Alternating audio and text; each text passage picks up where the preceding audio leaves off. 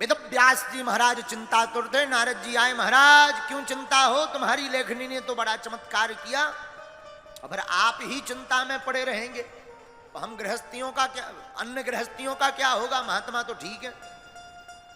देव ऋषि नारद जी ने पूछा तो वेद व्यास जी ने कहा, महाराज हमारा मन कह रहा कुछ रह गया। नारद जी बोले, बिल्कुल रह गया। क्या?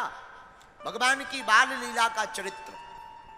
आपने महाभारत लिखी, 17 पुराण लिखे, चारों वेदों का निरूपण किया, परंतु भगवान की बाल लीला को नहीं लिखा, इसलिए आपका मन अशांत है। तो महाराज क्या करें? भगवान का ध्यान करो। भगवान बहुत दयालु हैं, न जाने कौन से गुण पर दयानिधि रीझ जाते हैं। भगवान का कोई ठिकाना नहीं, कब रीझ जाए। न जाने कौन से गुण पर दयानिधि रीझ जाते, यही सब ग्रंथ कहते हैं, यही सब वेद गाते। न जाने कौन से गुण पर दयानिधि रीझ जाते। अच्छा, कौन से गुण पर? न रोए वनगमन पर वो, न रोए वनगमन पर वो, पिता की वेदनाओं पर, पिता की वेदनाओं। लेकिन कब रोए? उठाकर गीध को निज गोद, उठाकर गीध को निज गोद में आंसू बहाते।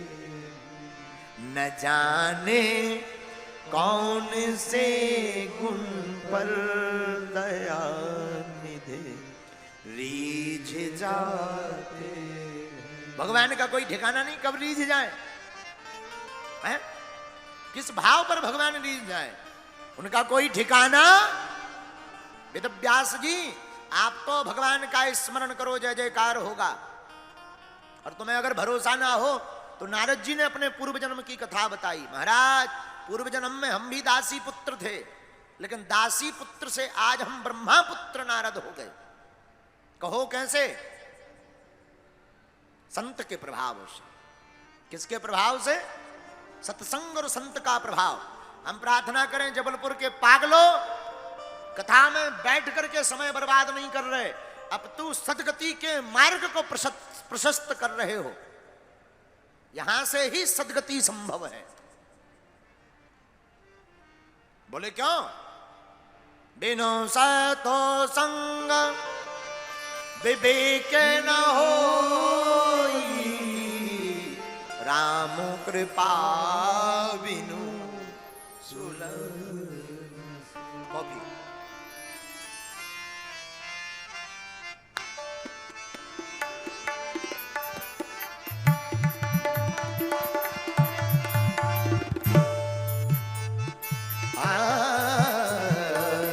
बिनु सतु संग विवेक न होई, बिनु सतु संग विवेक न होई, राम कृपा बिनु सुलभ न सोई, राम कृपा बिनु सुलभ न सोई, बिनु साधु संग विवेक न होई, बिनु साधु संग विवेक न होई, राम कृपा बिनु सुलभ न सोई, राम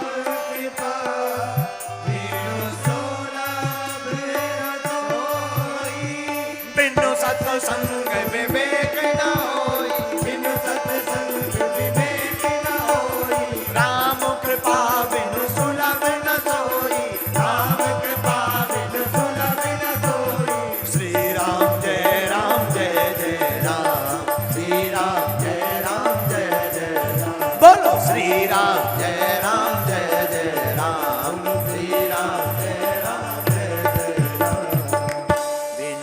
सैतो संग विवेक। भैया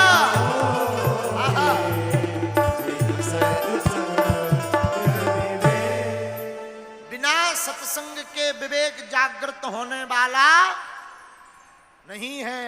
कोई कितना भी कठिन प्रयत्न कर ले पर बिना सत्संग के विवेक नहीं जगता। तो नारद जी बोले महाराज हम दासी पुत्र से ब्रह्मा पुत्र नारद भी सत्संग के प्रभाव से भय, पर सत्संग में भी भैया एक सावधानी आवश्यक है। बोले क्या? सावधान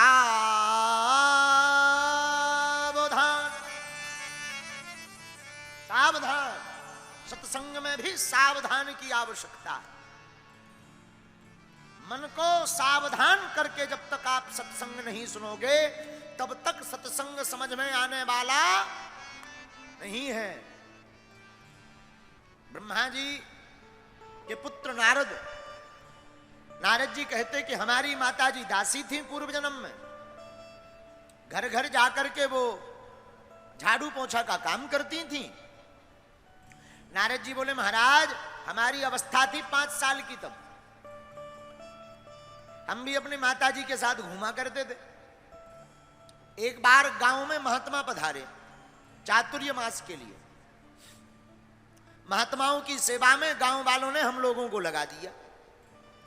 नारद जी बोले महाराज हम और हमारी माता महात्माओं की सेवा में लग गई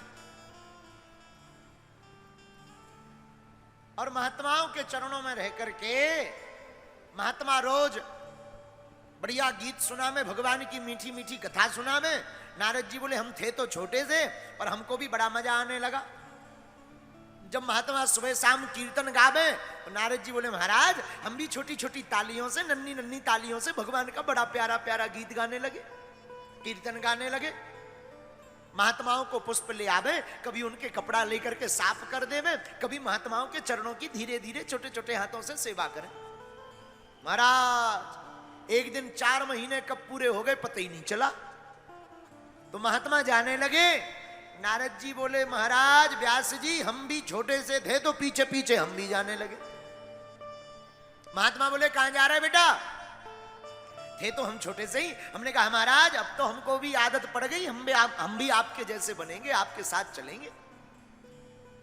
महात्मा बोले हे राम कहीं तुम्हारी माता जी को पता लगेगा तो माता जी कहेंगी हमने बेटा तो दिया था सेवा के लिए, महात्माओं ने बाबा और बना दिया। महात्माओं को गाली बकेगी तुम्हारी मां। एक काम करो पहले माता जी की आज्ञा ले आओ, माता जी की आज्ञा लेकर के आओ तभी चल पाओगे। नारद जी बोले व्यास जी हमें पता था हमारी माता जी आज्ञा देने वाली नहीं है। अच्छा एक बात और, बेटा चोर हो जाए कोई दिक्कत नहीं, डकैत हो जाए कोई दिक्कत नहीं, लेकिन बेटा बाबा ना हो पावे। माताओं को सबसे ज्यादा डर अपने बेटे से बाबा होने पर होता है। जहां बेटा 2-4 माला जपना शुरू करे और थोड़ा सा ज्यादा ही संकीर्तन भजन सत्संग में जाने लगे, सोई माता जी की धड़कन बीपी हाई तेज हो जा। बोलो सीताराम।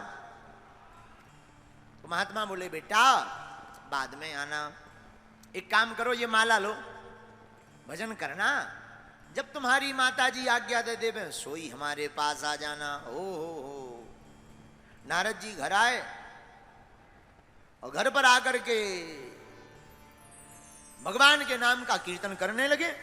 नारद जी बोले महाराज हम छोटे से थे भगवान का भजन खूब करने लगे, माला जपने लगे, सोई माता जी की दिल की धड़कन तेज है गई। और एक समय ज्योतिषी महाराज घर पे पधारे, सोई माता जी हाथ जोड़ के बोली महाराज भगवान की कृपा से साफ है, अब तो बढ़िया रुनझुन करती हुई एक नेक छोटी सी बहुरिया आ जावे सो बड़ा आनंद। नारद जी बोले महाराज जहां हमारे कान में सुनाई दिया कि हमारी माता जी कह रही बहू आ जावे, हम तो समझ गए हे भगवान, हम तो सोच रहे कि कब माता जी का फंदा हटे और हमारी माता जी तो एक और गले में फांसी ब्याह की लगावे वाली। अच्छा शादी फांसी है? बिल्कुल है, जिनकी हो गई उनसे पूछो, बुरी दुर्दशा है कि नहीं? अच्छा हाथ खड़े करो, कौन कौन सुखी है अपनी शादी से? दुखी कौन कौन है? हाथ उठाओ। कुछ तो इस चक्कर में नहीं उठा रहे कि देवी जी बगल में है, घर जाकर के दे लाल मिर्चा की सब्जी, दिमाग खराब हो जाएगा। देखो शादी में पहली साल तो देवी जी लगती चंद्रमुखी। नया नया विवाह हो गए तो पहली साल देवी जी लगती चंद्रमुखी, लेकिन 2-3 साल बीत जावे तो वही देवी जी जो चंद्रमुखी थी फिर वो भद्रमुखी लगती। भद्दा चेहरा, देखते देखते परेशान हो जाता है आदमी। तो पहली साल चंद्रमुखी, दूसरी तीसरी साल भद्रमुखी, और जहां छोटे छोटे पैया पप्पू हो गए, जहां वो कहें सब्जी ले आना वरना घर में घुसने नहीं मिलेगा, तो पहली साल चंद्रमुखी, दूसरी तीसरी साल भद्रमुखी, फिर वही ज्वालामुखी नजर आती है। बोलो सीताराम, जोर से बोलो। तो नारद जी बोले महाराज हमने सोचा कहीं माता जी हमारी शादी ना करवा दे, मैं सोई गड़बड़, लेकिन भगवान ने सुन ली। व्यास जी बोले क्या सुनी? बोले हमारी माता जी गाय का गोबर डालने गई, उसी समय काले नाग ने काटा, हमारी माता जी मर गई। नारद जी बोले हमें इतनी खुशी हुई, जय हो प्रभु, लगा ठुमका लगा लिया जाए। गांव वालों ने आके बताया बेटा तुम्हारी माता जी मर गई। नारद जी बोले हमको इतनी प्रसन्नता हुई, बढ़िया नाच लिया जाए, लेकिन सोचा अगर नाचेंगे तो गांव वाले क्या कहेंगे, पागल हो गया, बताओ माता जी के मरने पर नाच रहा है। नारद जी बोले महाराज जितनी संपत्ति थी सब हमने अंत्येष्टि क्रिया में लगा दिया, और माला लेकर के दिशमुत्रात, जिस उत्तर दिशा में महात्मा गए थे उसी दिशा में जो है भगवान का नाम लेते हुए हम जाने लगे, महात्माओं को खोजने लगे। महात्मा तो कहीं दिखाई नहीं पड़े, क्योंकि वो तो बहुत दिन पहले चले गए थे। दुर्लभ मानव जन्म है भैया, दुर्लभ मानव जन्म है, देह न बारंबार, और तरवर जो पत्ता झड़े बहुर न लागे डार। देखो ये मनुष्य तन बार बार मिलने वाला नहीं है, एक बार तन प्राण छूट जाएंगे तो लौटकर फिर प्राण वापस आने वाले नहीं है। तो नारद जी बोले व्यास जी हमने फिर इतना भगवान का भजन किया, एक दिन पानी पी करके जलाशय में बैठ, जलाशय के बगल में एक वृक्ष था, वृक्ष के नीचे बैठकर भगवान का ध्यान किया। जहां ठाकुर जी का ध्यान किया, सोई माधुरी चितवन सरोज चितवन चित चोर माखन मुरारी वाले वह छलिया, हमारे चित्त में माधव प्रकट हो गए। आहा, जहां प्रकट भय, चित्त को चुराने वाले चित चोर। नारद जी बोले व्यास जी इतना आनंद आया, आहा क्या कहना। बरदंत की पंगत कुंदकली अधराधर पल्लव खोलन की, चपला चमके घन बीज जगे छवि तन माले अमोलन की, घुंघराली लटे लटके मुख ऊपर कुंडल लोल कपोलन की, और न्यू छावर प्राण करूं कृष्णा बलि जामु लला के बोलन की। वो भगवान का दिव्य रूप, कस्तूरी तिलकम ललाट पटले, वक्षस्थले कौस्तुभम, नासाग्रे बरमौक्तिकम करतले, बैरुल करे कम, सर्वांगे हरिचंदनम सुललतम, कंठे च मुक्तावली, गोपस्त्री परिवेष्टितो भजयते गोपाल चूड़ामणि। वो भगवान का दिव्य रूप, आहा। नारद जी बोले व्यास जी मन चिपक गया भगवान को देखकर, लेकिन तब तक एक घटना घट गई। क्या? जहां वो चित्र अंकित हुआ सोई गायब हो गया। अब तो मन ऐसे फड़फड़ाने लगा जैसे जल से अलग करने पर मछली फड़फड़ाती, जैसे परदेश गए हुए पति की याद में पत्नी का मन विचलित रहता, जिस प्रकार वन से वापस आती हुई गाय को देखकर गाय के बछड़े उछलने लगते हैं मिलने के लिए, वैसे ही नारद जी बोले व्यास जी हमारा मन भी गोविंद को देखने के लिए तड़पने लगा। तड़पत मन हरि दर्शन को, मन तड़पत पत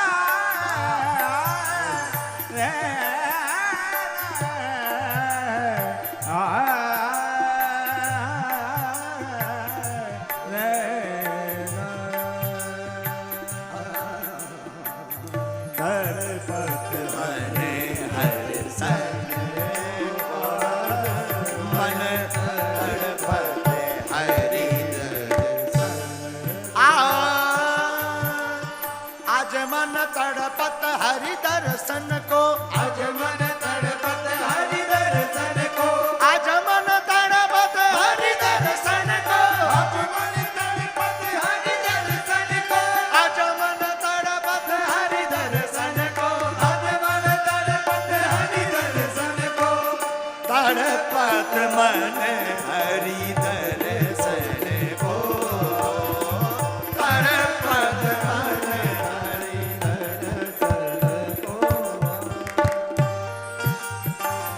किस का मन गोविंद के दर्शन के लिए तड़प रहा।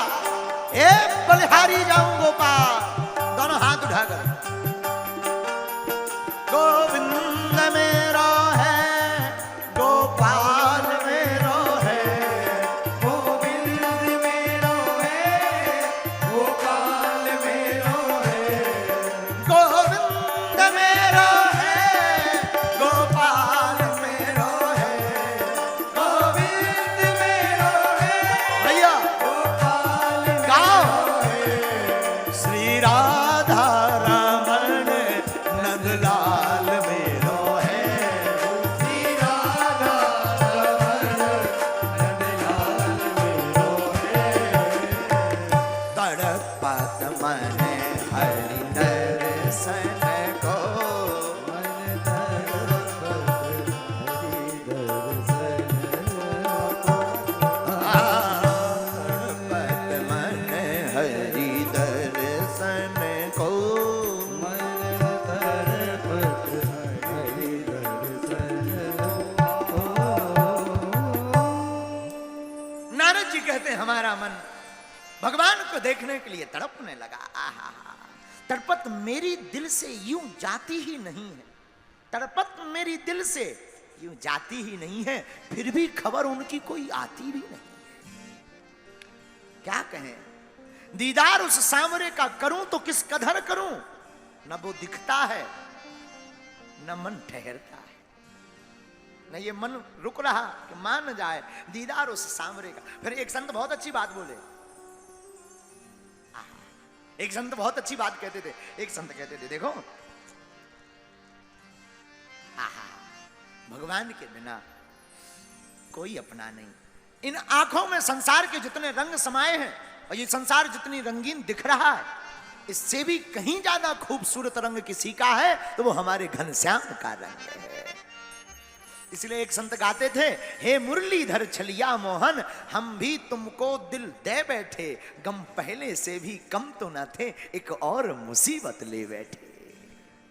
दिल कहता है तुम सुंदर हो, दिल कहता है तुम सुंदर हो, आंखें कहती हैं दिखलाओ, मन मानता नहीं तुम्हें खोजने से, हम कैसे कहें तुम ये बैठे। हे मुरलीधर छलिया मोहन, हम भी तुमको दिल तड़पत मन हरि दर्शन। नारद जी का मन भगवान के देखने के, नारद जी कहते महाराज इतना मन तड़पने लगा जैसे जल के बिलक करने से मछली फड़फड़ाती। उसी समय आकाशवाणी हुई, ए बेटा अभी तुम आप परिपक्व हो, परिपक्व साधु नहीं भाई, जिस दिन परिपक्व भक्त हो जाओगे सोई हमारे दर्शन का दीदार करोगे। नारद जी बोले भाई महाराज जब आप परिपक्व थे तो दर्शन क्यों दिया, तो अब दर्शन दिया तो गए क्यों? बोले क्यों? बोले अब आंखों को आदत हो गई आपके दीदार की, इन नैनों को आदत हो गई आपके दीदार की अब आदत को भी आदत हो गई आपके प्यार की, है? इन आंखों को अब आपकी आदत हो गई है, और आदत को भी अब आपकी आदत हो गई है। अब तो हमारा मन आपके बिना रह ही नहीं सकता। तब भगवान ने कहा, आकाशवाणी ने कहा, बेटा तुमको दर्शन होंगे, चिंता मत करो, दर्शन होंगे, फिर होंगे। और नारद जी बोले, व्यास जी, भगवान आकाशवाणी की ये बात सुन करके हमारा मन भगवान के चरणों में ऐसा रम गया, अब तो मन झूमने लगा।